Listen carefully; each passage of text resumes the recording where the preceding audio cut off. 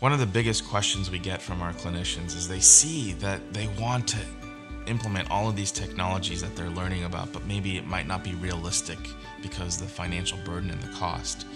Although I can actually take a clinician and implement all of these things at the same time and still keep their head above water very easily, I understand that it brings a lot of anxiety when you have to acquire these technologies all at the same point in time. So one of the strategies that we teach them is to build off of the technologies as they implement them over the course of time so that they're growing their businesses.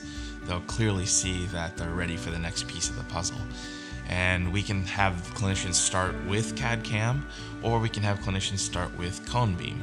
And my personal philosophy is that I think all of us can do restorative dentistry without CADCAM. Some of us may prefer not to ever do that just because of how fond we've become of CEREC technology and CADCAM technology. But the reality is that we all start with our diagnostics.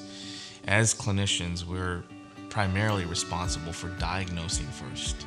And when you can diagnose a patient with images that you've never been able to see before and show patients exactly what their needs are, you start to get treatment acceptance from patients where you're presenting ideal dentistry in all facets of dentistry. And when you present it using cone beam technology and that you see that you're getting case acceptance, it starts to build your empire.